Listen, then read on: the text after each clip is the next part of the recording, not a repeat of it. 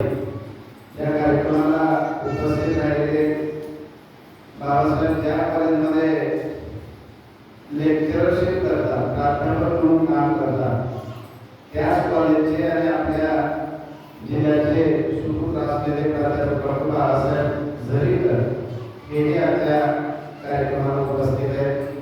भारतीय बौद्ध महासभेचे पदाधिकारी आणि जिल्ह्याचे संस्कार विभागाचे पदाधिकारी आपल्या सर्वांचे परिचित बोलाचे भारतीय बौद्ध महासभेच्या पदाधिकाऱ्यांना बोलणार या ट्रस्टचे सर्व ट्रस्टी, आपण सर्व बंधू-भगिनी, आपल्या सगळ्यांना मी जय हिंद करतो. मी अनेकदा आपल्या विहारामध्ये आपल्याशी बोललोय, तुम्ही अनेकदा मला ऐकलेलं आहे. पुन्हा फक्त एका गोष्टीची तुम्हाला आठवण करून देऊन मला जे काही 5-10 मिनिटे आपल्याशी बोलावं लागतं त्या गोष्टी मी आपल्यासमोर ठेवणार आहे. बाबासाहेबांनी बुद्ध आणि त्यांचा धम्म हा जो ग्रंथ लिहिला, हा ग्रंथ आता आपण वाचन करत असताना आणि सगळेजण ऐकत असताना एक ग्रंथ चालू आहे, त्याच्यातलं वाचन चालू आहे, आपण ऐकत आहोत, या पद्धतीचं ते न होता बुद्धाच्या धर्मामध्ये तुम्ही जेव्हा जीव ओतून वाचाल, ते जाणून घेण्याचा प्रयत्न कराल, तेव्हा त्यामध्ये बुद्धाने ज्या काही गोष्टी सांगितल्या त्या कोणत्या होत्या तर तुमच्या माझ्या जीवनातले प्रश्न, तुमच्या माझ्या जीवनातल्या समस्या ज्या काही आहेत त्या समस्यांचं आपण निराकरण कसं करू शकतो, ते प्रश्न आपण कसं मिटवू शकतो, ते प्रश्न आपण कसं सोडवू शकतो, याच्यासाठी ते इतकं छान मार्गदर्शन केलेलं आहे. तेव्हा ते त्याचं वाचन चालू असताना मला असं वाटतं की आज रोजी माझे काय प्रश्न आहेत, माझ्या कुटुंबातले काय प्रश्न आहेत, माझ्या पतीचा काय प्रश्न आहे, माझ्या मुलांचा काय प्रश्न आहे, माझ्या मुलींचा काय प्रश्न आहे, नोकऱ्याचा काय प्रश्न आहे, उद्योगाचा काय प्रश्न आहे, व्यापाराचा काय प्रश्न आहे, जे काही तुमच्या जीवनाशी संबंधित असलेले प्रश्न जे तुमच्या समोर उभे राहिले ते प्रश्न कसे सोडवायचे हे बुद्धाने धम्मा या ग्रंथातल्या कोणत्याही ठिकाणी बाबासाहेबांनी लिहिलेलं आहे. आणि ते बाबासाहेबांनी लिहिलेलं आहे, कुणाचं लिहिलेलं आहे, बुद्धाने सांगितलेलं लिहिलेलं आहे. म्हणजे बुद्धांचा धम्म काय आहे माहिती आहे, त्या काळामध्ये बुद्धांकडे आपल्यासारखी माणसं आपले प्रश्न घेऊन गेले, प्रत्येकाचे वेगवेगळे प्रश्न होते, ते प्रश्न कसे सोडवायचे याच्यासाठी बुद्धाने त्याला मार्गदर्शन केलं. जो काही उपदेश केला तो उपदेश म्हणजे धम्मधम्मा.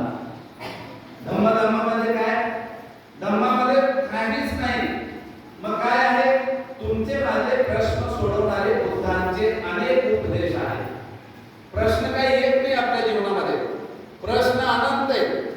काही प्रश्न अत्यंत किचकट आहेत, क्लिष्ट आहेत, तरीही साध्यातल्या साध्या प्रश्नांपासून किचकट प्रश्नांपर्यंत आपल्याला त्या प्रश्नाने जे परेशान केलेलं आहे त्याही काळामध्ये बुद्धांच्या तुमच्या माझ्यासारख्या सामान्य लोकांना त्याच पद्धतीने त्या प्रश्नाने परेशान केलेलं होतं, हैराण केलेलं होतं. आणि म्हणून मग लोक ते प्रश्न त्यांना स्वतःला सोडवता येत नव्हते, त्यावर कुणाचं तरी मार्गदर्शन हवं होतं आणि त्यांना बुद्ध मिळाले, बुद्धांचा भिक्खू संघ मिळाला.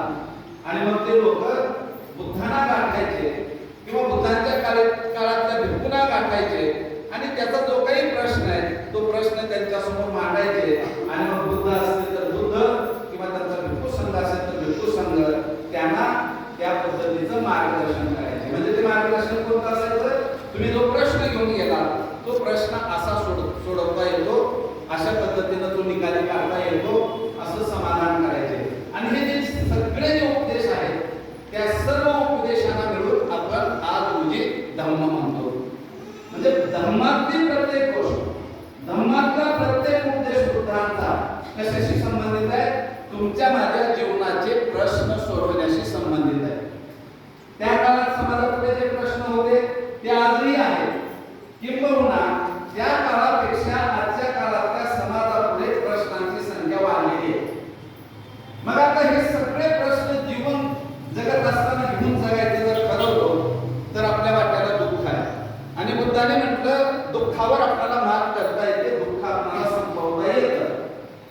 त्यासाठी काय करायला पाहिजे?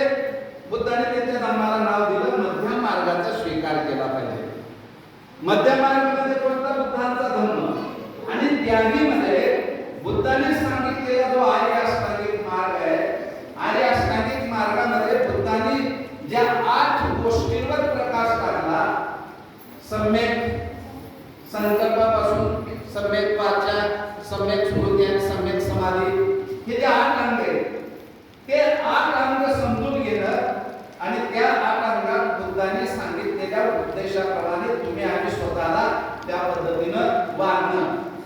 आणि मग या मध्य मार्गात सांगितलेल्या आर्य अष्टांगिक मार्गानुसार तुमचं आमचं आचरण सुरू झालं. हळूहळू तुमच्या माझ्या वाट्याला येणारी जी काही दुःख आहेत, ती दुःख आपल्याला दूर करता येतात. आणि म्हणून हे काम बुद्धांच्या काळात पुन्हा आपण जाऊया. हा जो वर्षावास आहे, हा वर्षावास कसा सुरू झाला? अनेक वेळा आपण ऐकलो. वर्षावास काय आपल्यासाठी नवीन नाही. गेल्या 5-25 वर्षांपासून आपण या विहारामध्ये आपल्या विक्रमनगरमधून बोलायचं झालं तर या विहारामध्ये दरवर्षी अत्यंत देखण्या पद्धतीनं, नीटनेटके पद्धतीनं सगळं नियोजन करून आपण अशी वर्षावासाचे कार्यक्रम राबवत आलेलो आहोत. आणि मग वर्षावास म्हणजे काय तुम्हाला माहिती आहे? बुद्धांच्या काळातल्या भिक्खू संघाला आदेश दिलेला होता, एका दिवसापेक्षा जास्त दिवस एका गावात थांबायचं नाही. एका गावाला जात असताना दोघांनी पण जायचं नाही. बुद्धाने केलेला आदेश जर तुम्ही बघितला भिक्खू संघाला, त्यात बरंच आहे, पण मी या 2 गोष्टींवर मुद्दाम म्हणून तुमच्या समोर खुलासा करतोय. बुद्ध काय म्हणाले? एका दिवसापेक्षा जास्त दिवस भिक्खूने एका गावात थांबू नये आणि 2 भिक्खूने मिळून एका गावी जाऊ नये. यामागे बुद्धांचा काय हेतू होता? बुद्धांचा उद्देश काय होता? तो हाच होता की भिक्खूला मी का घडवलोय, का तयार केलोय? हा भिक्खू सातत्याने चारिका करत गेला पाहिजे. रोज एका गावात पोहोचला पाहिजे, रोज एका नगरात पोहोचला पाहिजे, तिथं बुद्धांचा धम्म सांगितला पाहिजे, तिथून दुसऱ्या गावी गेला पाहिजे, तिथं बुद्धांचा धम्म सांगितला पाहिजे, पुन्हा तिसऱ्या गावी गेला पाहिजे, तो एका गावात थांबला नाही पाहिजे. हेतू काय त्यांचा? की हे बुद्ध विचार, हा धम्म प्रत्येक गावापर्यंत आणि गावाच्या प्रत्येक माणसापर्यंत गेला पाहिजे. म्हणून ते म्हणाले एका दिवसापेक्षा जास्त दिवस एका गावात थांबू नका, दोघांनी म्हणून एका गावी जाऊ नका. हे केव्हा म्हणतात? जेव्हा 60 लोकांचा भिक्खू संघ झाला. 60 लोकांचा. समजा 60 मध्ये दोघं जर एका गावी गेला असते, एका गावात किती, म्हणजे एका दिवशी किती गावात पोहोचू शकला असते? 30 गावात पोहोचू शकला असते. 3 जर गेला असते, अजून कमी गावामध्ये पोहोचले असते. 6 जण गेले असते, 10 गावात पोहोचले असते. बुद्धांना हे सांगायचं होतं की हा धम्म जास्तीत जास्त लोकांपर्यंत पोहोचवायचा असेल तर एकट्याने जायचं. म्हणजे एका दिवसामध्ये किमान किती गावं होतील? 60 गावं होतील. हा एक हेतू होता. आणि दुसरा हेतू असा होता, बुद्धाने किती विचार करून तो आदेश दिला होता. दुसरा हेतू त्या मागे असा होता की 2 जण जर एका गावी गेले, त्यातला एक काय करणार होता? जाऊ द्या, प्रवचन माझा जोडीदार आहे, मी आपलं बसून नाही.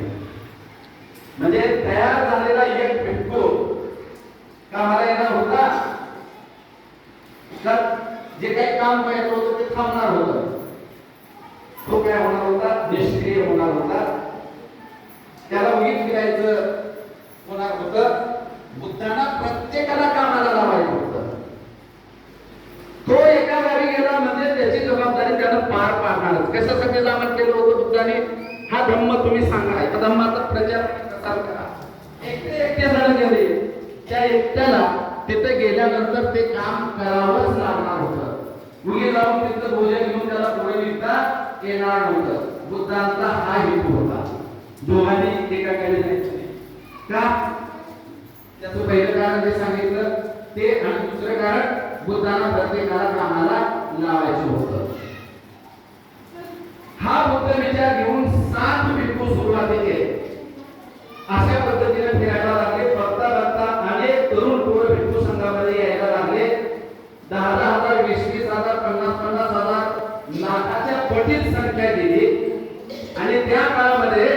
लाखो भिक्खू बौद्ध धर्माचा प्रचार आणि प्रसार करायला सुरुवात केली. त्यामुळे ते प्रत्येक गावापर्यंत आणि प्रत्येक माणसापर्यंत पोहोचले. भारताचा इतिहास जर बघितला, बाबासाहेबांनी म्हटलं क्रांती आणि प्रतिक्रांतीचा इतिहास आहे. आणि मग याच्यामुळे नंतरच्या काळात विरोधी विचाराच्या लोकांची प्रतिक्रांती होत गेली, पुन्हा क्रांती झाली, पुन्हा प्रतिक्रांती होत गेली.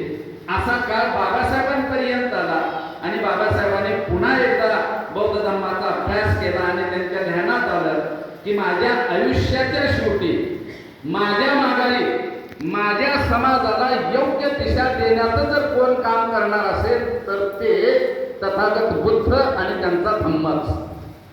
बाबासाहेबांना एवढी खात्री होती की मी माझ्या माघारी माझ्यासारखा नेता माझ्या समाजाला सावरण्यासाठी, त्यांना दिशा देण्यासाठी, त्यांचं नेतृत्व करण्यासाठी पुढं आला काय आणि न आला काय.